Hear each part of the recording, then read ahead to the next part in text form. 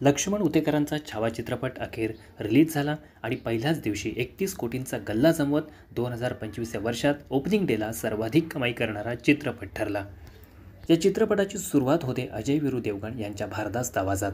चित्रपटाच्या सुरुवातीलाच औरंगजेबाच्या दरबारात शिवाजीराजांच्या निधनाची बातमी पसरते आणि औरंगजेबासहित त्याचा सर्व दरबार जश्न सुरू करतो।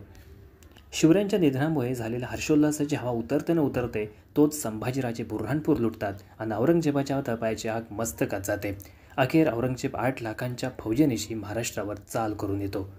मित्र, हा चित्रपट इतका कमाल आहे की विकी कौशलने ह्या चित्रपटात आपला जीव ओतलाय।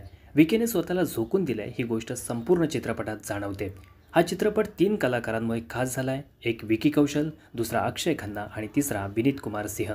विनीत कुमारने कवी कलशी भूमिका पूर्ण ताकदीने निभावली आहे।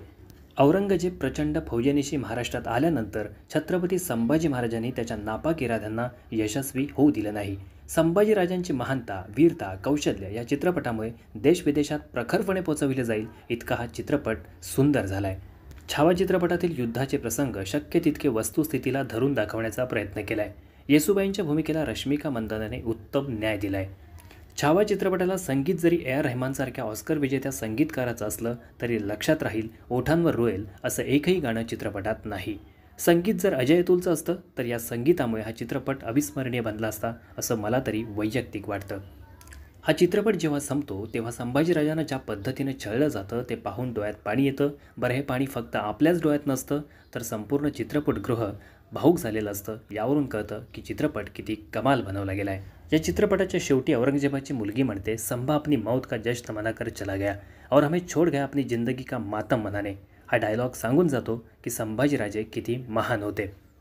मित्र, ह्या चित्रपटाचा शेवटचा अर्धा तास इतका जबरदस्त आहे की मन पूर्ण सुन्न होतं आणि त्या दृश्यातून मानसिकदृष्ट्या बाहेर येण्यासाठी थोडा वेळ द्यावा लागतो। छत्रपती संभाजीराजांचं शौर्य, महानता, वीरता आपण अगदी जाऊन अनुभवू शकाल। फिल्मची प्रत्येक फ्रेम तुम्हाला खिळवून ठेवेल। युद्धाचे सीन भव्य आहेत, बनावट अजिबात वाटत नाहीत। स्वराज्यद्रोही गणोजी शिर्केंच्या भूमिकेत सारंग साठेला पाहून मराठी माणसांची थोडी सटकते, पण एकंदरीतच कलाकार म्हणून सारंग साठेने आपलं काम छान केलंय। मित्रो, छत्रपती संभाजीराजांच्या मृत्यूनंतरही सुमारे 18 वर्ष मराठ्यांनी औरंगजेबाशी कडवी झुंज दिली। यावर सुद्धा चित्रपटाचा पुढचा पार्ट किंवा स्वतंत्र सिनेमा बनायला हवा आणि त्या चित्रपटाच्या लीड रोलमध्ये महाराष्ट्राच्या रणझुंजार महाराणी ताराराणी, संताजी घोरपडे आणि धनाजी जाधव असावेत, तरच महाराष्ट्राचा खरा इतिहास जगासमोर आणता येईल। मित्रो, संभाजीराजांच्या मृत्यूनंतरचा इतिहास नक्कीच आपण आपल्या यूट्यूब चॅनलवर व्हिडिओच्या माध्यमातून लवकरच घेऊन येणार आहोत। त्यामुळे या व्हिडिओमध्ये इथेच थांबूया।